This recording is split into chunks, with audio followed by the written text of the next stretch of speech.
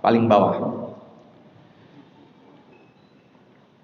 Halaman 15 dengan hadis ar-rabi'a asyara. Ya. Ayo kita baca bersama-sama. Bismillahirrahmanirrahim. Qala al-musannifu rahimahumullahu ila an qala al-hadithur rabi'a asyara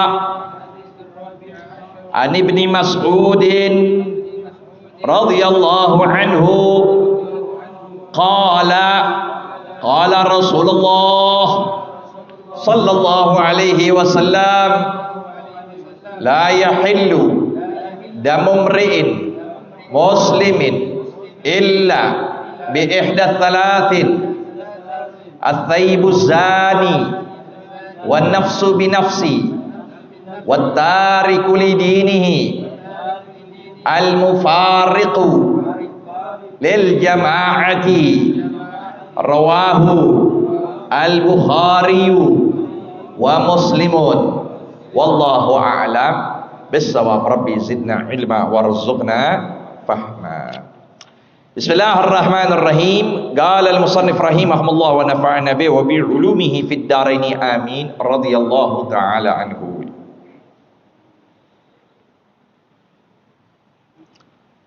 Al-hadithur rabi'a asyara, hadis yang ke-14. An ibni Mas'udin, dari sahabat yang bernama Abdullah bin Mas'ud. Salah satu sahabat yang sangat dekat dengan Nabi, bahkan disebut sahibus sir, teman rahasianya baginda Nabi besar Muhammad. Ya. Yang dikatakan beliau memang orangnya kecil. Kecil orangnya. Kayak kita bilang apa ya? Kurcaci. Kecil. Tetapi kata Nabi, dia punya betis, kalau ditimbang nanti di hari kiamat kebaikannya lebih besar dari gunung Uhud. Sekalipun kecil, ya, karena dekat sama Nabi, enggak pernah sedikit pun beliau itu terlihat kotor. Enggak pernah terlihat kotor.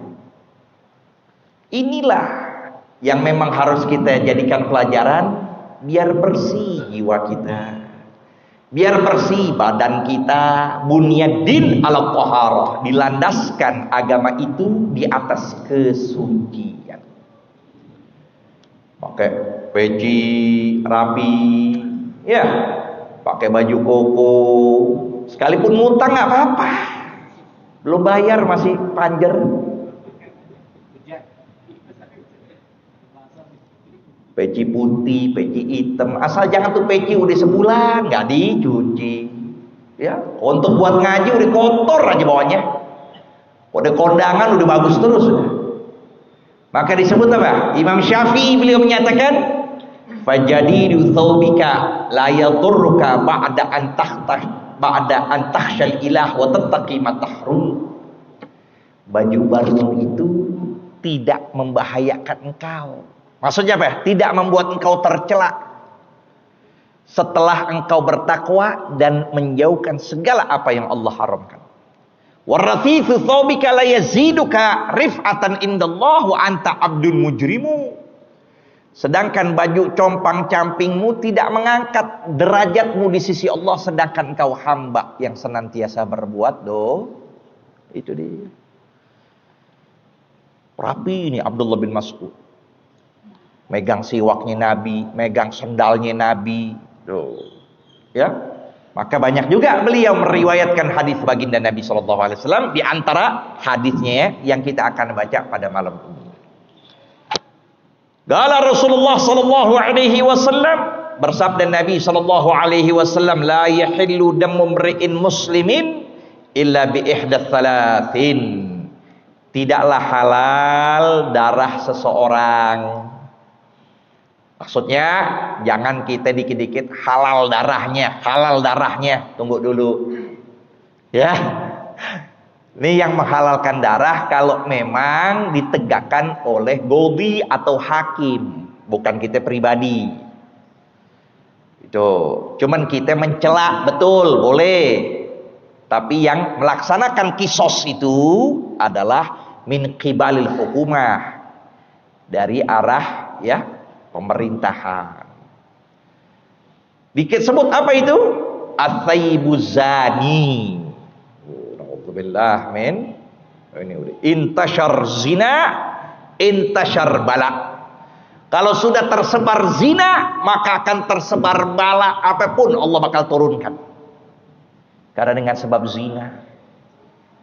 Iya. Apalagi sekarang yang ikhtilat bainal rijal wan nisa, sudah bercampur dengan gampang laki dan perempuan. Nggak pandang si fulan, nggak pandang si fulan, nggak pandang si fulan. Udah deket mereka alaqah hubbiyah, hubungan cinta, ya, dengan sebab apa itu? Tuh handphone. Dengan handphone si istri selingkuh sama suami orang, si suami selingkuh sama istri orang. Maka dalam agama kita disebut at-thayyibuz zani. Siapa thayyibuz zani? Orang yang telah nikah tapi dia berzina. Maka dalam suatu hadis disebutkan, nanti lagi ngaji biar. Ihdharuz zina fa inna fihi sitta khisal. Hati-hatilah kamu berbuat zina, maka sungguh di dalamnya ada 6 perkara. Salasatan fid dunya, 3 perkara yang kau akan dapatkan di alam dunia, wa salasatan fil akhirah, dan 3 perkara yang nanti kau akan dapatkan di akhirat. Salasatan fid dunya, yang pertama disebut yudhibu baha al wajhi. Allah cabut cahaya di mukanya. Ya. Tercabut tuh cahaya. Udah kita lihat empet aja tuh, lihat. Mukanya kita lihat empet aja. Ya. Yudhibu bahal wajh. Yang kedua, yurithul faqra. Orang berzina mewariskan kefakiran, kemiskinan, miskin harta, kalau enggak miskin hati. Dia enggak harta mungkin, tapi hatinya selalu miskin, selalu kering. Wa yunqisur rizqa wal umra, dan yang ketiga akan mengurangi rizki dan umurnya. Umurnya bakal mati muda. Na'udzubillah min. Yang ketiga yang berkaitan di akhirat, yandurullah bi'ainil ghadab fayaswaddu wajhuh. Allah memandang kepada orang tersebut dengan mata murka, maka menjadi hitam wajahnya. Wa yakunu hisabuhu hisaban syadida, dan menjadi perhitungannya perhitungan yang amat keras. Wa yushab min silalatin ilan nar. Yang ketiga, dia bakal ditarik dengan rantai menuju api neraka. Gitu, jangan. Ya. Kita zina cuman begitu doang, ya Allah, nanti banyak dari apa? Qabaih, keburukan-keburukan yang kita rasakan. Di antara yang kita takutin apa? Nanti anak keturunan kita melakukan hal yang sama. Albirrus salaf, kebaikan bakal terulang, keburukan pun bakal terulang. Ya. Kalau kita nggak ada istilah, apa istilahnya itu? Reinkarnasi apa? Apa? Kalau kebaikan akan terulang lagi, ya kan? Nggak begitu. Kebaikan kita bakal berkali lipat 10 kebaikan akan dilakukan oleh anak cucu kita. Keburukan kita bakal dilakukan pula oleh anak keturunan kita. Ya. Maka apapun yang berkaitan dengan syahwat ini bisa diobati. Bisa. Pikiran nggak benar, pikiran ngeres, ya. Ya lantaran tiap hari sih nontonnya begitu, nonton porno aja, ya tiap hari lihatnya begitu. Wah, jadi apa dengan sebabnya? Nggak ada syahwat sama istrinya, nggak ada gairah sama istri yang halal, nggak dijaga mata, nggak dijaga mulut. Maka itu bakal hilang dengan sendirinya ketika kita duduk di majlis ta'lim.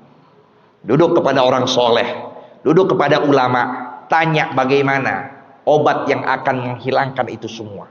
Karena Sufyan Ats-Tsauri menyatakan kullu dzunubi nasyi'atun an kibrin fa innahu la yurja ghufranuha. Setiap apapun dosa yang timbulnya dari sombong, maka mustahil mendapat ampunan Allah. Wa kullu dzunub nasyi'atun an syahwatin fa innahu yurja ghufranuha. Tapi setiap dosa yang timbul dari syahwat, maka bakal dimungkinkan dapat ampunan Allah. Ya. Nah, ini dia at-thayyibuz zani. Nah, kan kalau dalam agama kita apa itu? Dalam hukum agama kita, hukum Islam, direjam dia. Bagi seorang yang sudah nikah dan dia sudah melakukan hubungan intim bersama istri yang halal, lalu dia melakukan naudzubillah dengan teman kerjanya, dengan ini, dengan itu, selingkuh dia.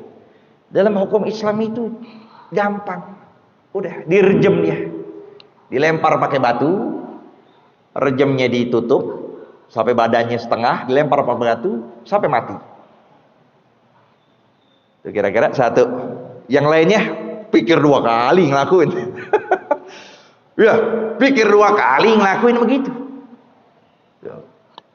Kalau mereka yang belum nikah, maka dipecut sebanyak 100 kali, lalu tagrib, diasingkan selama setahun di satu tempat.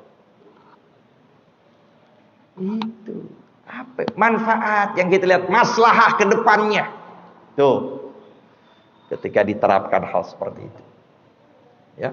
Maka dari sini ada amalan dari orang-orang soleh yang layak untuk kita datangkan ketika bayi baru lahir. Jangan selfie dulu, udah kasih bubur kebuli langsung kalian. Jangan dulu. Apa? Azan, iqamat, kemudian dibacakan surah Lailatul Qadri. Ustaz gimana Ustaz? Anak-anaknya udah jenggotan. Ya udah deh, doa terus tiap malam kalau begitu. Anak udah jenggotan, ya tunggu cucunya berarti. Bacain tuh di telinganya, inna anzalnahu fi lailatul qadr wa ma adraka ma lailatul qadr, sampai hatta matla'il, bacain.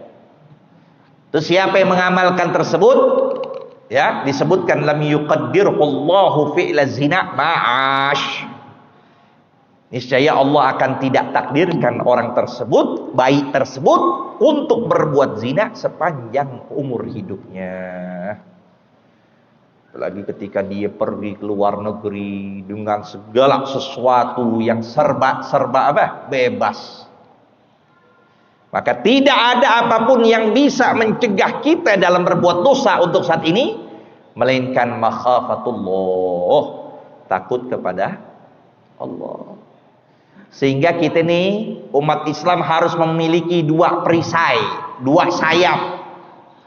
Yang 2 sayap itu senantiasa sejajar, ya, senantiasa dia selaras, yaitu pertama sifat takut, yang kedua sifat berharap. Apa maksudnya? Takut kalau aku terjerumus dalam dosa setelah taubat. Takut terus harus dalam diri kita, di hati kita tancapkan sifat takut pada Allah. Yang kedua harus ada sifat berharap. Maksudnya apa? Kalau ditakdirkan berbuat dosa lagi, maka di situ harus kita yakinkan, aku nggak mau bersama iblis bersamaan, karena roh masih ada dalam jasad, maka taubat Allah buka dengan pintu yang seluas-luasnya. Nah, itu ada 2. Tapi kalau kata ulama, kalau kita lagi sehat, maka dominankanlah sifat takut, bukan sifat berharap. Habis minum khamr, dia mata udah ngelek begitu, udah deh, Allah makasih, maaf pengampun. Paul tuh namanya begitu, ya. Udah dia zina, udah ngelakuin ini, selalu mendahulukan ucapan roja, ucapan apa? Berharap, udah berharap. Enggak begitu. Kalau kita lagi sakit, sehat, kayak kita alhamdulillah Allah berikan kenikmatan, insyaallah langgengkan sifat sehat wal afiyah.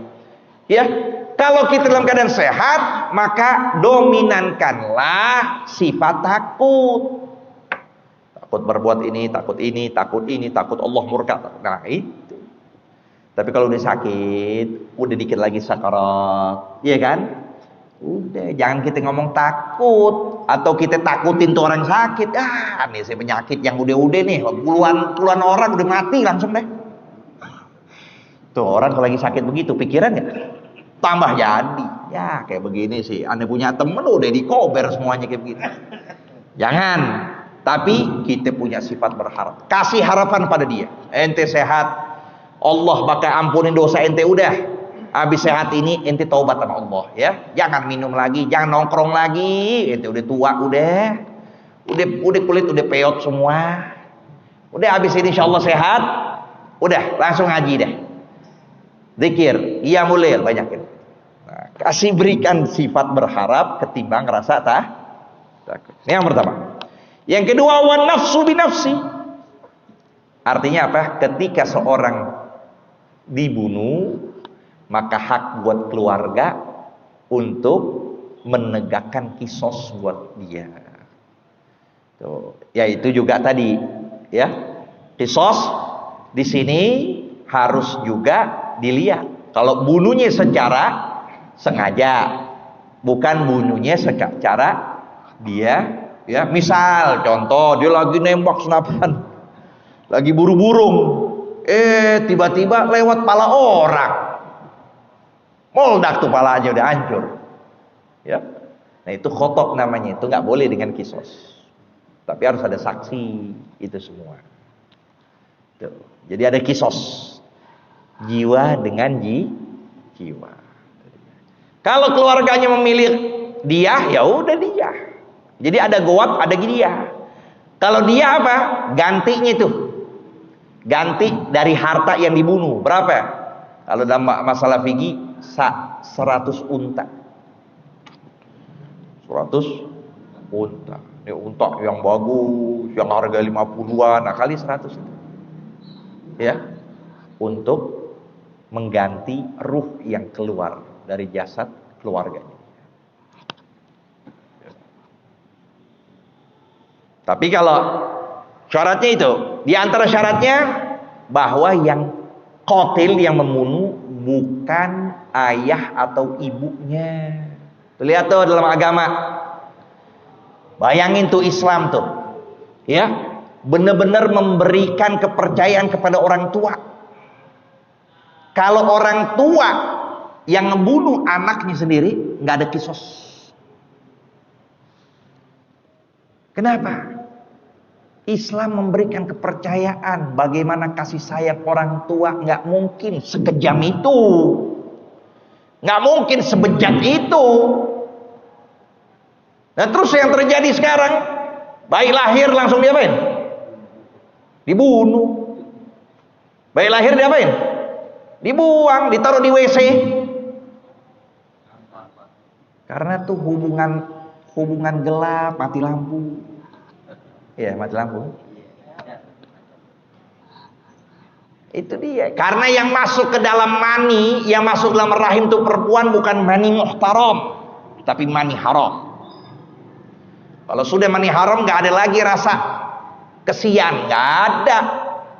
Nggak ada lagi rasa kasih sayang kepada anaknya, nggak ada. Kalau di mani haram, itu terjadinya begitu. Nikah setelah bunting, nikah setelah hamil, itu anak keluar tetap aja si bapak nggak ada rasa sayang tuh. Sebagaimana kita kalau nikah, ya pantas terjadi yang namanya dia dibunuh atau disetubuhin bahkan sama orang tuanya. Itu banyak terjadi kan. Si bapak setubuhin apa? Anak perempuannya sendiri, ya itu terjadinya. Bukan mani muhtaram tapi dari mani Tapi kalau enggak, lihat Islam memberikan kepercayaan. Kalau seandainya sekalipun orang tua membunuh anaknya, maka tidak ada kisos. Begitu. Sehingga ada seorang ya yang digugat oleh anaknya di hadapan Rasulullah SAW. Dikatakan, wahai Rasulullah, ayahku ngambil hartaku. Akhirnya diungkapkan dengan berbagai syair, panjang syair, menyatakan, gadzautuka, panjang lebar.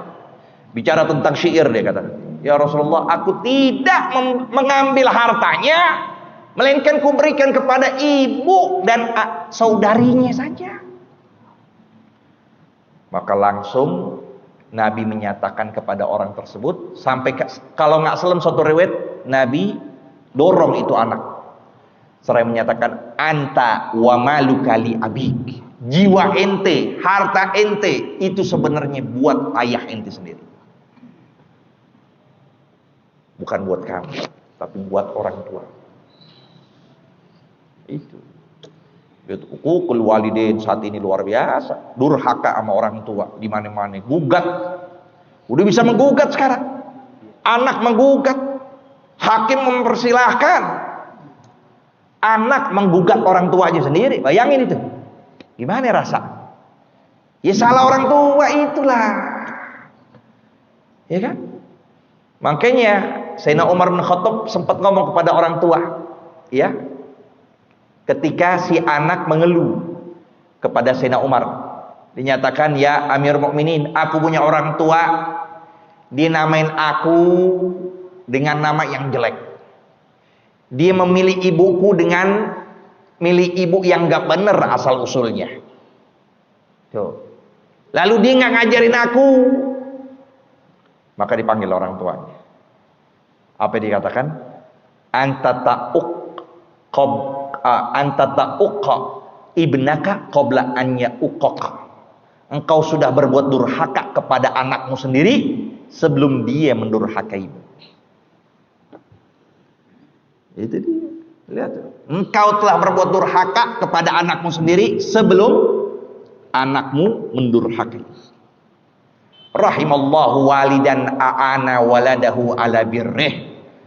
Nabi menyatakan Allah cinta kepada seorang ayah yang mengajarkan cara berbakti kepada dia. Diajarin cium tangan yang benar. Ini cium tangan begini. Begini cium tangan. Lagi kompres sampai lagi sakit, demam. Ya, istri sama suami begini cium tangannya. Kadang begini. Tuh. Nggak diajak ngaji, diumbar maghrib, dianya ngaji, dia tuh anaknya ngumbar di mana-mana, main handphone, lihat TV dan sebagainya. Ya. Dan yang terakhir, watarik lidinihi al-mufariqu lil jamaah. Naudzubillah, ini yang disebut dengan murtad.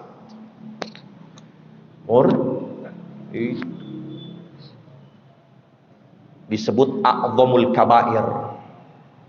Dosa besar yang paling besar adalah murtad, riddah. Tapi kalau kita perhatikan, sebenarnya mereka yang keluar dari agama Islam kebanyakan yang nggak masuk akal dalam pikiran kita. Maksudnya apa? Orang awam sendiri bisa ngejawab kenapa dia keluar Islam. Pertama, ini yang paling fundamental, prinsip apa? Ma'isyah, uang. Tuh, karena miskin keluar agama. Coba dia diingetin sama hadis Nabi apa? Ka'adal faqru an yakuna kufra. Hampir kefakiran mendekati kekufuran. Lantaran supermi, lantaran itu, lantaran atu, dan semuanya. Yang kedua, nih pertama dunia. Yang kedua apa? Jauh dari agama. Emang dia hidup di lingkungan keluarga yang ba'id aniddin, jauh dari agama, jauh dari nilai-nilai agama. Nggak tahu itu, yang baca Quran aja nggak bisa, ngaji nggak benar, nggak duduk sama ulama, ngandelin YouTube doang, nggak ngaji face to face langsung, muqabalah, dia nggak dalam nih. Tuh, ini dia. Ini sebab raisi, sebab yang inti kenapa banyaknya orang yang keluar dari. Tapi dari hikmatullah, ya, dari rahasia Allah yang Allah berikan, kebanyakan orang yang masuk ke dalam agama Islam ketimbang orang yang keluar dari Islam. Kebanyakan. Dan subhanallah apa? Orang yang sudah masuk ke dalam agama Islam, kebanyakan mereka adalah orang yang gak mungkin masuk dalam agama Islam melainkan dengan berbagai macam keadaan. Mereka lalui itu pengalaman-pengalaman, mereka lalui dengan perenungan, mereka mungkin dengan studi banding, semua. Sampailah Allah berikan hidayah masuk ke dalam agama Islam dan menjadi seorang muslim yang hakiki, yang kafah betul-betul, yang kokoh keimanannya. Nggak pernah tinggal qiyamul lail, nggak pernah tinggal sholat jamaah, nggak pernah tinggal Senin Kemis. Lebih hebat dari kita. Lebih hebat dari kita yang muslim bawaan. Muslim orang tua. Dia begitu. Wala tamutunna illa wa antum muslimun. Sayyidina Umar bin Khattab, beliau apa yang katakan? Beliau katakan nahnu adillah.